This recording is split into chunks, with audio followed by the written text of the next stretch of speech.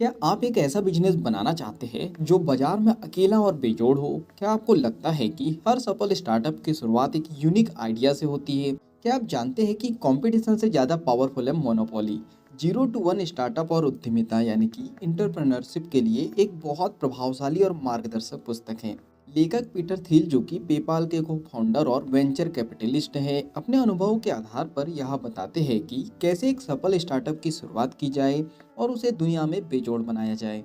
अध्याय एक, zero to one का मतलब क्या है? जीरो टू वन का मतलब है कुछ नया और अनोखा बनाना जिसे पहले किसी ने ना सोचा हो। यह एक ऐसा इनोवेशन है जो वन से एन अर्थात मौजूदा चीजों में सुधार से अलग है।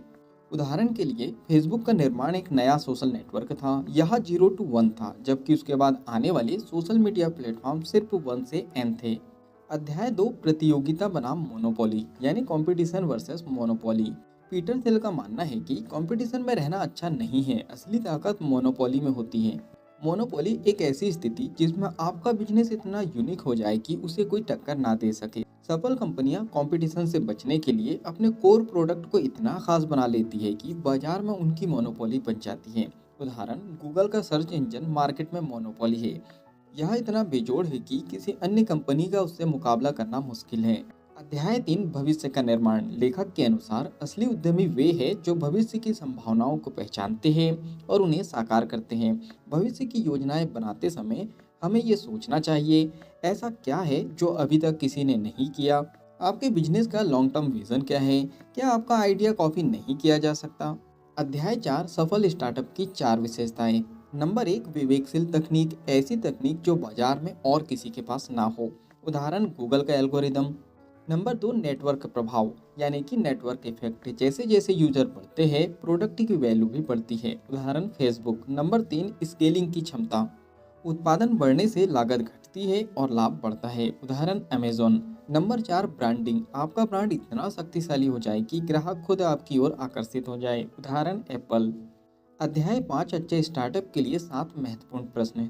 नंबर एक, इंजीनियरिंग प्रश्न। क्या आप ऐसी तकनीक बना सकते हैं जो 10 गुना बेहतर हो? नंबर दो, टाइमिंग प्रश्न। क्या यह सही समय है आपके प्रोडक्ट को लॉन्च करने का? नंबर तीन, मोनोपोली प्रश्न। क्या आप मोनोपोली बना सकते हैं? नंबर चार, लोक प्रश्न। क्या आपकी टीम सबसे योग्य है? नंबर पाँच, डिस्ट्रीब्यूशन प्रश्न। क्या आप अपने प्रोडक्ट को सही तरह से बाजार में उतार सकते हैं? नंबर छः, स्थायित्व प्रश्न। क्या आपका बिजनेस अगले 10 से 20 सालों तक टिकेगा? नंबर सात, गुप्त प्रश्न। आपके पास ऐसा क्या है जो किसी और के पास नहीं है? अध्याय 6, असफलता से सीखें। असफलता से डरने के बजाय उससे सीखें। फेल फास्ट लर्न फास्टर की मानसिकता से आगे बढ़े। हर असफलता के पीछे एक सबक छुपा होता है। अध्याय 7, पीटर थिल के विचारों की आलोचना। कुछ लोग मानते हैं कि मोनोपोली को बढ़ावा देना नैतिक नहीं है। ज़्यादा फोकस मोनोपोली पर करने से कंपटीशन की भावना घट सकती है। हर स्टार्टअप को मोनोपोली बनाना संभव नहीं है, इसलिए लेखक के विचारों को प्रैक्टिकली फॉलो करना मुश्किल हो सकता है।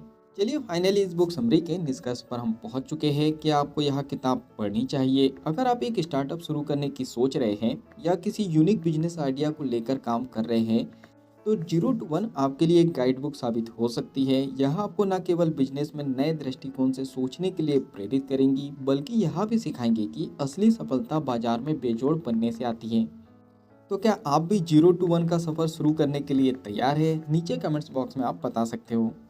अगर आपने इस बुक समरी से कुछ नया और अच्छा सीखा है और इस बुक को आप पूरा पढ़ना चाहते हैं, तो नीचे डिस्क्रिप्शन में लिंक दे दी गई है। उस लिंक पे जाके आप बुक को खरीद सकते हो और बुक को पूरा पढ़ सकते हो।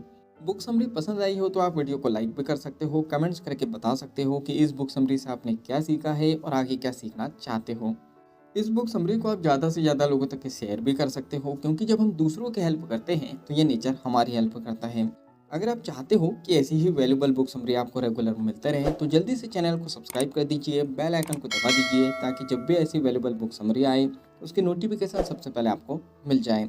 बाकी हम लोग मिलेंगे नेक्स्ट बुक समरी में, इसी तरह हंसते हुए, मुस्कुराते हुए, लाइफ में आगे बढ़ते हुए और कुछ नया नया सीखते हुए। जब तक के लिए thank you so much, bye bye and go for success.